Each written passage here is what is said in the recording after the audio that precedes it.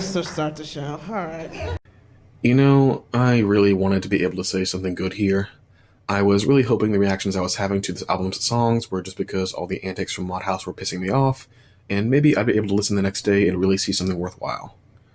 But I really needed there to be some real gems on this album to save my overall impression of it, and I just didn't get any. Let's get started.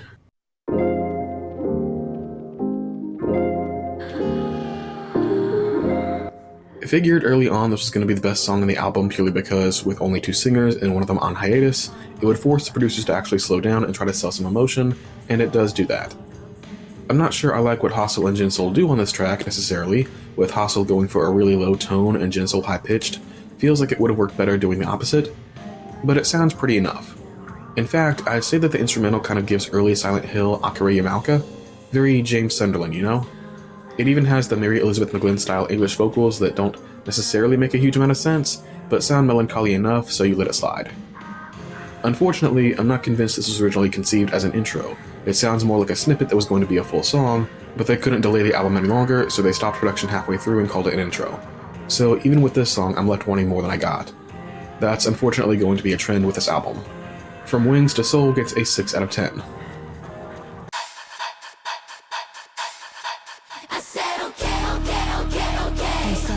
The idea that this is super experimental and somehow for the arts and not the charts goes out the window with that little spiel the ARTMS members went on about how this album is, from the word go, an attempt to actually be for the charts.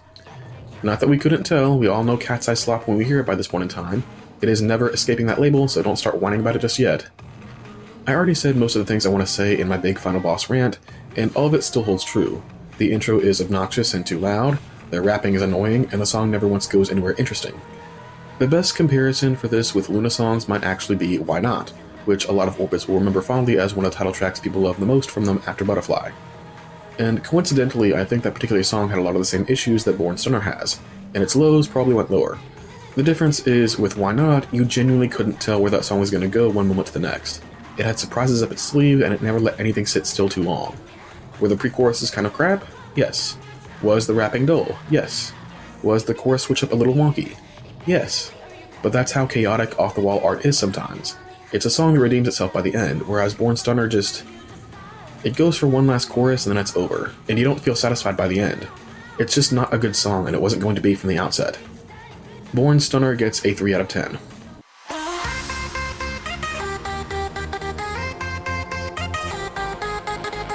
It's kind of funny how we were all kind of pinning our hopes on Blue Blood by the time it came out, because the tracklist had made us all aware that the odds of the album being a no-skip were officially 0. And yet, it disappoints. A lot of fuss has been made about the changes between the original snippet shown in the Gravity and the relatively watered-down version actually released. And I'd almost be inclined to say people were doing too much, but I know for a fact people wouldn't be as upset about this if they hadn't been stressed to the breaking point from everything else to do with this album beforehand. Even so, I'd like to say that that's the least of my problems with this track. This, Hyper Crush, and Pixel Memory make up the half of the album intended to aim for a bright, energetic hyperpop sound, which A, was not something anyone asked for, and B, is clearly not Monotree's wheelhouse. The kind of song Orbits thought they were going to be getting going off the Gravity demo can be heard by listening to Matt So and Porter Robinson's Easy.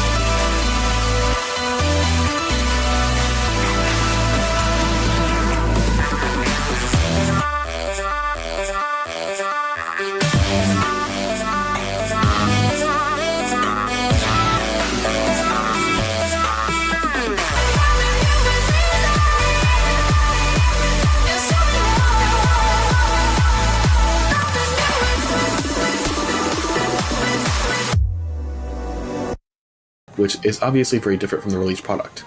I know it's what I hear at least, and it's a far superior song. The version of Blue Blood that got released though just sounds like upbeat dance pop without any real bells or whistles, and no attempt to drift into that dreamy cyberspace we were all hoping for. I say no bells and whistles, there is this.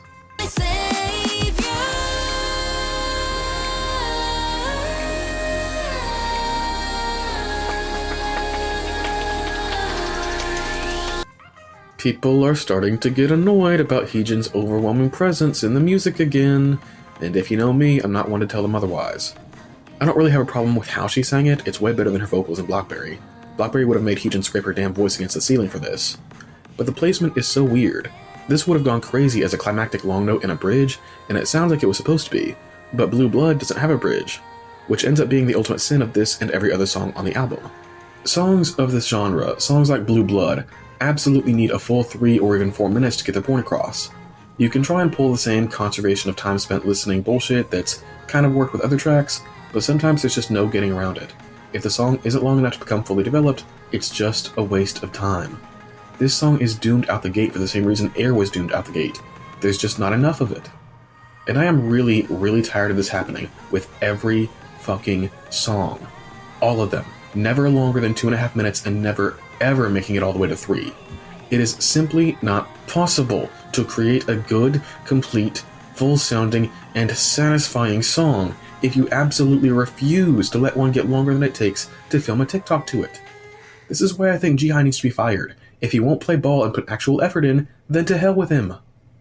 So yeah, the song ends before it really goes anywhere, and by the time it's over, you don't really feel like anything of note has actually happened. What a disappointment. Blue Blood gets a 4 out of 10.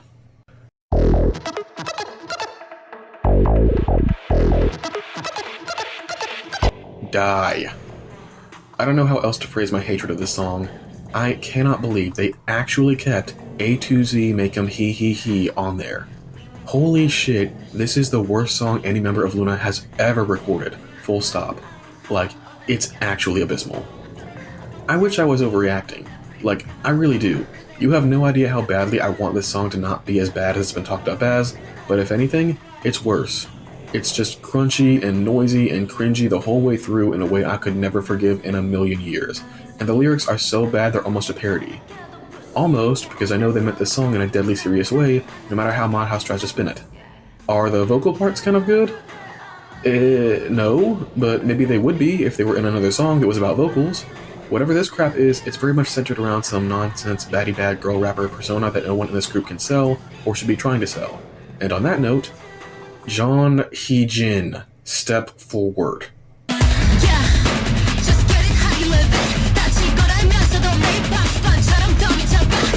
We were doing so good. I was starting to heal. The way ARTMS has been utilizing HeeJin has been so good up until this point. Her vocals have noticeably improved since Blackberry, she sounds good in every song, but now we have to pull this shit again.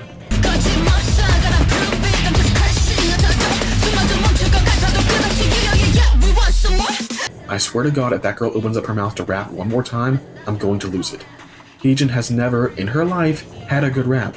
Not once has she rapped and sounded anything convincing or compelling. Her raps are always something to be tolerated rather than enjoyed. If you are a K-pop quote-unquote rapper, you have to fit into one of two molds. One, either a serious producing artist who can write actual verses and spit as a lyricist without help from anyone else, or two, someone who's never gotten within 10 feet of a pen but at least sounds okay spitting the verses production wrote for her. HeeJin is neither of those. Jaden is getting on my last fucking nerve with this crap. Icarus Gang gets a 1 out of 10.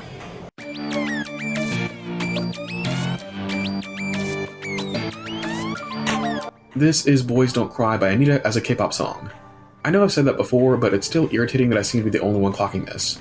The songs really are similar to the point of plagiarism, and unfortunately Hypercrush doesn't do what Lunatic did and end up being the better song. The auto-tune and the vocal effects are nuisances, they get in the way rather than accentuate, and the sing-talking style with awkward English lyrics is just really bad. Lunatic is actually a really good comparison, because even though in that song the tuning is so heavy you can barely distinguish the voices sometimes, it creates a smoother and dreamier feel, and helps with the flow of the overall song, whereas in Hypercrush it's just annoying and makes you want to hear the raw vocals. I was also put in mind of Daoko's Daisuki while listening, and I don't really know why. Daisuki is way more dubsteppy and glitchy, but I think they use the synth effects in a similar way. I guess what I'm saying is that there's a version of Hypercrush in a parallel world that is a horror concept, and it's probably way better. Hypercrush gets a 4 out of 10. Even Air had more to say than this.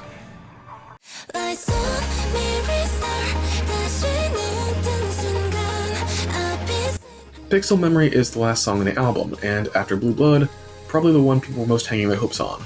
People have compared it to a Vocaloid song, and while I've never listened to a Vocaloid song before, I can confidently say I probably never will. It's not necessarily bad, it's just very uninteresting to me. This feels conceptually like what Luna wanted Hi Hi to be, but I can't call it the evolved version of Hi Hi because that's what TTYL is, and TTYL is shitting all over this mid-ass song. You can see what I mean about Blue Blood making awkward choices with the long note.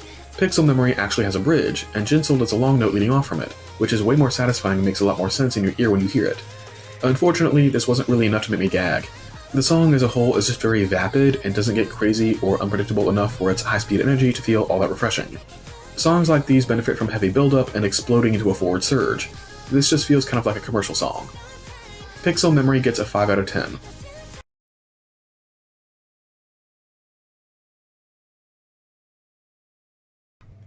Hyper Ego Mini Album.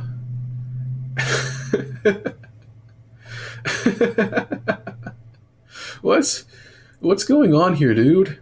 Have I ever fucked with a K-pop release less than this, let alone an ARTMS release? I think the last time Luna pissed me off this bad was Queendom 2, but even that kind of pales in comparison. The direction of this album seems like a split between high-energy hyperpop and baddie girl crush anthems, which, I don't know about you, but that's like the anti-Max and Match approach. That's Max and Match if it came from a dimension where everything is backwards and awful. It not only just doesn't work as a good combination of styles, but also clashes really badly with ARTMS' established style now. Prior releases, from Birth to Virtual Angel to Icarus, could all be described as some variation of haunting, be they in positive or negative ways. None of that is present here. Everything is just too high energy and aggressive, and nothing gets time to really soak in. For all that From Wings to Soul makes a big deal out of Hassel passing the baton to Jinsoul, I'm left wondering what Hassel would even have done with this album. It doesn't sound good with the members that sang it, and I have a hard time believing she would have improved it, since so many of this album's problems are based in its concept and direction. The best song on this album besides the intro was just straight up mid. Even Hassel can't fix that. And what sucks is that I have zero excitement for her solo album that's upcoming either. The one Jaden should have given her from the jump instead of doing that stupid karaoke cafe bullshit. Because even though Hassel sings like an angel, that gay idiot is determined that she should play the role of city pop princess, and so she's never given any songs that have any real energy or excitement to them. And since Modhouse is really bad at making city pop songs to begin with, Hassel has a 100% hit rate for songs you force yourself to listen to because you want to hear her voice, but don't replay because the production just isn't there. So I already know not to get my hopes up. Meanwhile, it's kind of funny how cursed the specific combination of Odd Eye Circle and HeeJin is. Like, they have never made a really good song, ever. From Sick Love all the way to Pixel Memory, they just don't have even one hidden gem. It's crazy. This combination of girls just doesn't have any chemistry without Hassel to balance them out. And a hidden gem is really what I needed from this album. Even if all the other songs sucked, so long as we got one really good one like Obsessed for Club Icarus, it was gonna be alright. But having been put through all the aggravating promotional mess that we have and still having nothing to show for it, blech, it just feels gross. I wish I had a more positive note to end this review on, but I don't. We've gone to the dark side, and now we can't even trust ARTMS to make good music anymore. I'll be curled up in a fetal position, contemplating my choices over the years and my nebulous future if you guys need me.